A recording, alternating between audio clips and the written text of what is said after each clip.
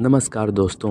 भगवान जगन्नाथ की यात्रा को लेकर हर साल पूरे देश में हर्षोल्लास का माहौल बना रहता है।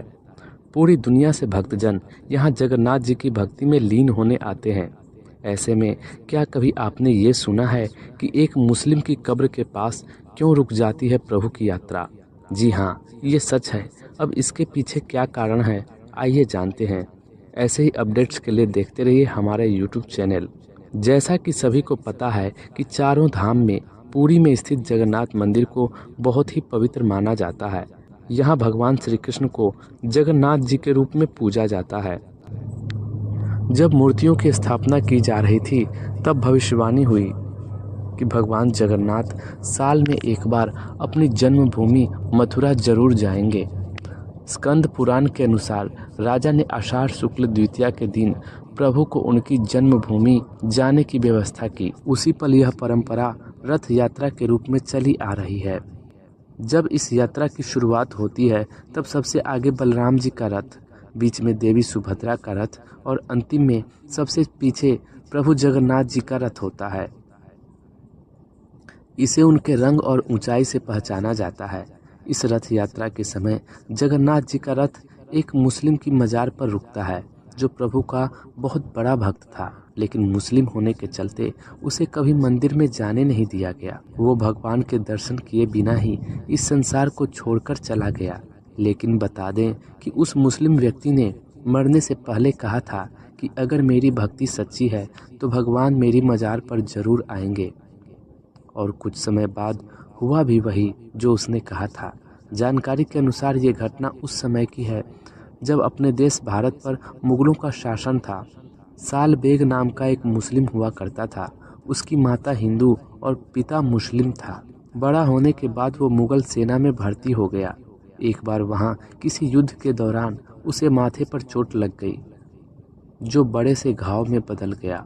कई हकीम और वैद्यों ने अपना उपचार करने के बाद भी उसका जख्म ठीक नहीं कर पाया। इस कारण उसे मुगल सेना से निकाल दिया गया। साल बेग दिन भर दुखी और परेशान रहने लगा था।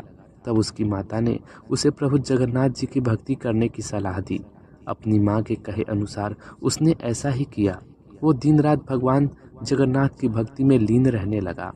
ऐसा करने से उसे मानसिक शांति और जीवन जीने की शक्ति मिलती थी। एक बार साल बेग ने सपना देखा कि प्रभु जगन्नाथ उसे खुद मिलने आए हैं और उसे घाव पर लगाने के लिए भभूत भी देते हैं।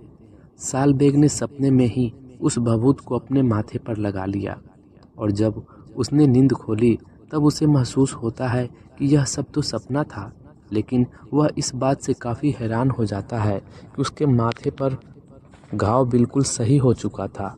फिर क्या था, वह प्रभु की जय जयकार करता हुआ जगन्नाथ जी के मंदिर की ओर उनकी दर्शन के लिए दौड़ पड़ा। लेकिन मुस्लिम होने की वजह से उसे मंदिर में जाने को नहीं मिलता है। ऐसे में वो मंदिर के द्वार पर ही बैठकर प्रभु की भक्ति करने लगता है, प्रभु की स्तुति करने लगता है और उनके भजन भी लिखता है। धीरे धीरे उसके भजन कई भक्तों की जुबान पर चढ़ने लगता है। समय बीतता गया और भगवान की भक्ति करते करते साल बेग की मौत हो जाती है।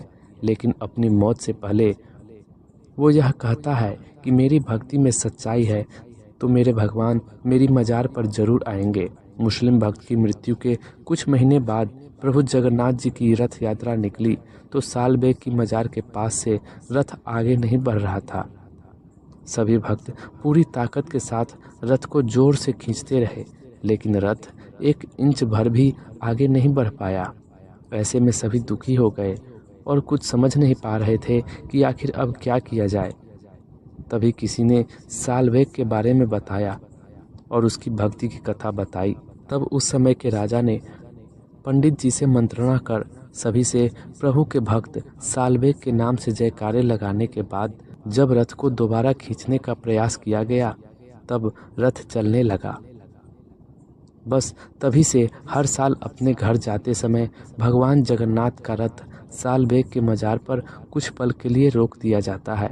तो मित्रों, आपने जाना कि एक मुस्लिम की कब्र के पास क्यों रुक जाती है भगवान जगन्नाथ का रथ। यदि आपको पहले से किसी भी बात की जानकारी हो तो नीचे हमें कमेंट बॉक्स में ज़रूर बताइए। आज के इस वीडियो में बस इतना ही। उम्मीद करते हैं कि आपको ये हमारा वीडियो पसंद आया होगा। अगर वीडियो पसंद आई हो तो इसे लाइक कीजिए और ज़्यादा से ज़्यादा शेयर कीजिए, ताकि भगवान जगन्नाथ की महिमा का सबको पता चल सके। वीडियो देखने के लिए बहुत बहुत धन्यवाद।